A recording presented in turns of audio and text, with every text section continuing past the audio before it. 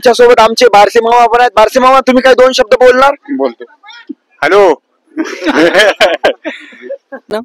तरी खूप आनंद झाला.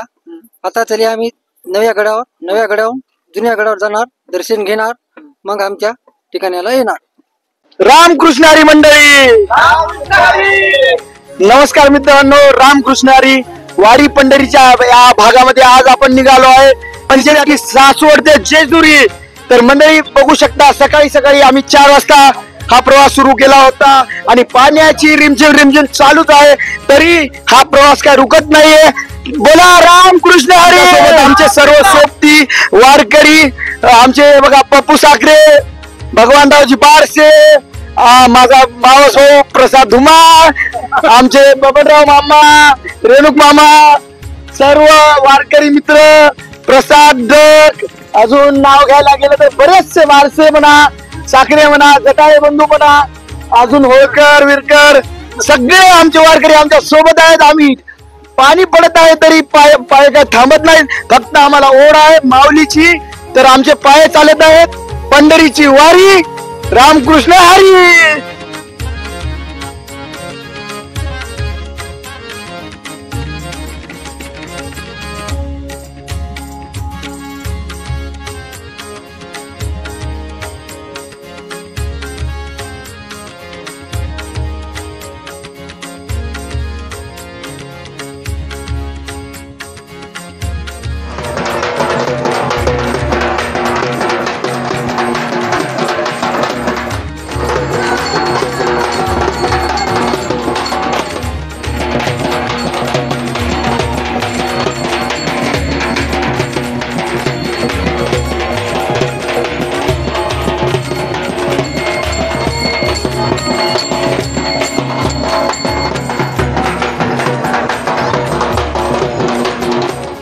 रामकृष्ण हरी मंडळी, वारी पंढरीच्या भागामध्ये आपण आपला तिसरा ठेपा म्हणजे सासवड ते जेजुरी पार केलेला आहे. ते पण पूर्ण पाणी पाऊस यासोबत आमच्या माय माऊल्या पण आमच्या सोबत न थांबता हा 20 किलोमीटरचा ठेपा एकदम आनंदात भजनाच्या स्वरात, कीर्तनाच्या गजरामध्ये नाचत गाजत टाळ वाजवत आमच्या माय माऊली वारकरी मंडळ आलेला आहे. तरी आपण यांना विचारून घेऊ की सासवड ते जेजुरीचा प्रवास तुम्हाला कसा वाटला, कारण रस्त्यामध्ये आम्हाला खूप म्हणजे खूप पाणी लागलेलं आहे. येते वेळेस प्रत्येक ठिकाणावर पाणी चालू होतं आणि जसं आम्ही सासवड पासून निघालो ते जेजुरी पर्यंत पोहोचलोय मित्रांनो. आता जरासा पाऊस थांबलेला आहे, तर आमच्या माय माऊलींना विचारून घेऊ असं पाण्याचं वातावरण तयार झालंय आणि आपण चालताना पण एवढं पाणी पडलंय आणि आता आपण आपल्याला अशा छोट्या छोट्या पालामध्ये राहायचं. तुम्ही बघू शकता की पूर्ण परिसर हा हिरवागार आणि मोकळा आहे. फक्त छोटे छोटे आमच्या आजूबाजूला आम्ही पालक बांधलेले आहेत. तर आमच्या माय माऊलीला विचारून घेऊ की तुमचा हा अनुभव काय आहे काय नाही. आम्हाला खूप आनंद वाटते अशा वातावरणात, पण छान वाटते, असं चांगलं वाटतं.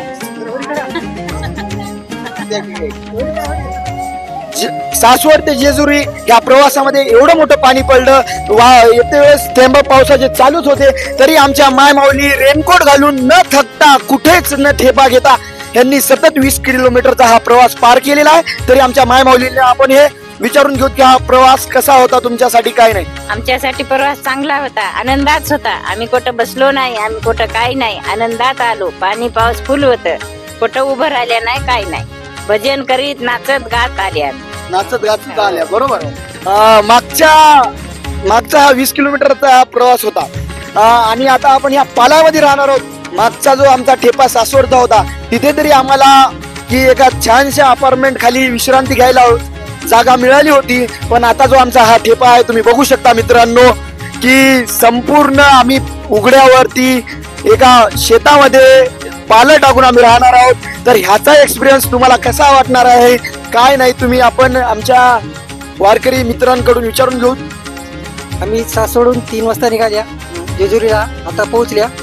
तरी खूप पाणी होतं वाटेनं, तरी खूप आनंद झाला. आता चले आम्ही नव्या गडावर जुन्या गडावर जाणार, दर्शन घेणार, मग आमच्या ठिकाणाला येणार. तर मित्रांनो बघू शकतात की आता जवळपास 20 किलोमीटरचा प्रवास यांनी पार केला, तरी अजून इथून जेजुरी गड जो आहे इथून 5 किलोमीटरच्या दुरीवर आहे. तरी हे माझ्या माय माऊल्या वारकरी बंधू आणखी थांबायचं नाही गड्या, थांबायचं नाही म्हणून या शब्दामध्ये, या माऊलीच्या नादामध्ये, श्री खंडोबा रायाच्या वेडामध्ये यांनी आता निघालेले आहेत. कुठं? आपला येळकोट. आणि आमच्या सोबत आमचे लाडके काका बाबूरावजी जटाळे हे पण आहेत. त्यांनी जवळपास आतापर्यंत त्यांच्या 54 वर्षाच्या प्रवासामध्ये जवळपास 18 पंढरीच्या वारी केलेल्या आहेत. तर ह्यांच्याकडून यांचा अनुभव विचारून घेऊ.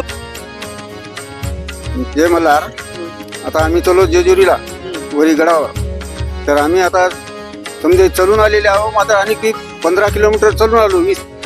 15 किलोमीटर, 15 ते 20 किलोमीटर. तर आता इथून आता 6-7 किलोमीटर आहे पंढरी जेजुरी. तर आम्ही आता चलो निघालो बघा आम्ही समजे जण. यांनी 15 ते 20 किलोमीटरचा प्रवास पार केला, स्वतः इथं आले आणि बघू शकता पाल स्वतः या माय माऊल्यांनी स्वतः आपल्या हाताने बांधून इथे तुम्ही ते खंदून तुम्ही बघू शकता की जाग्या जाग्यावर. बघा माऊली, वारीमध्ये येणं म्हणजे सोपं नाही. अशा छोट्या पालांमध्ये राहावं लागतं. स्वतः हे अशा नाल्या बनवावं लागतात. माऊली, आपण जी नाली बनवताय ही कशासाठी नेमकी? पाण्यासाठी. पाण्यासाठी म्हणजे नेमकं? हा, पाणी काठा निघून जावं. आपलं जे पावसाचं पाणी पडते हा, ते निघून जावं. बघा हे आमचे काय म्हणलात? रात्रीच्या पाणी मध्ये येत नाही, रातभर झोपावं लागते. हा ना, मध्ये झोपावं लागते. किती पाऊस आला तरी मध्ये झोपावं लागतंय. हा, उघडे तरी जावं लागते. केलेले आहे, पाल मांडलेले आहेत. आणि आता आमच्या माय माऊल्या निघाल्यात कुठं? आणि आमच्या माय माऊल्या निघाल्यात कुठं? तर बोला मंडळी, येळकोट येळकोट येळकोट. सदानंदाचा सदानंदाचा.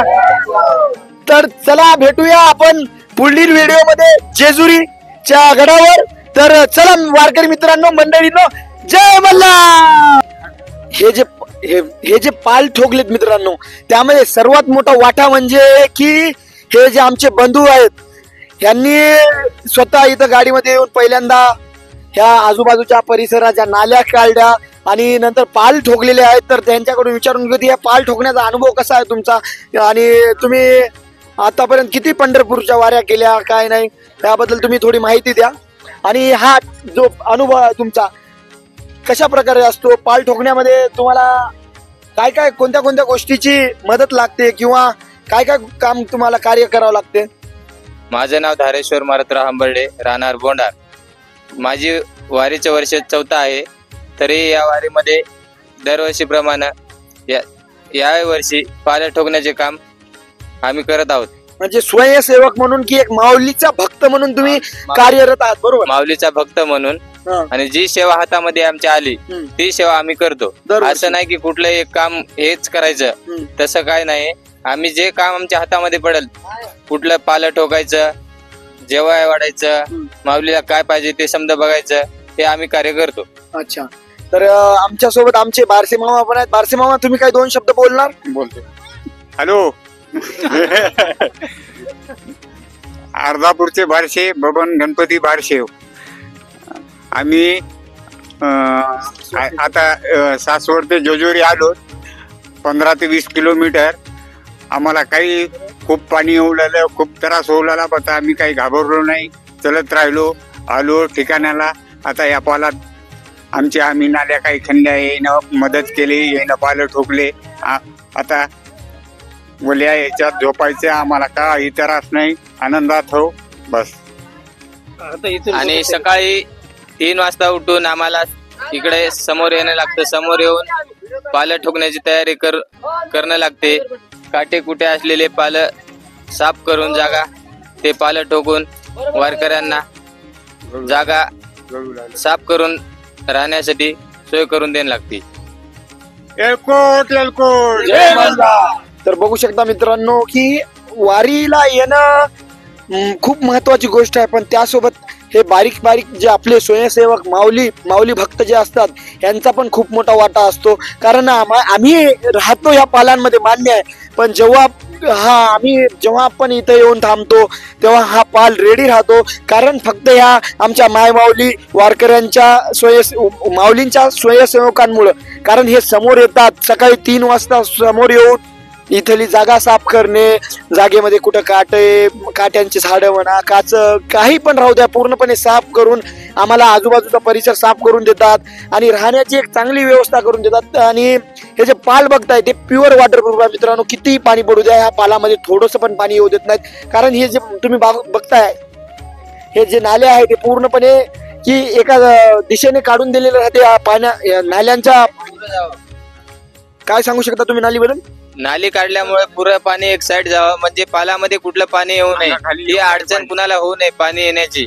आणि वारकरी म्हणून नाही की आमच्या अंगाखाली पाणी आलं, त्यासाठी नाली एक साइड न काढून पुरं पाणी एक साइडला काढून देणे.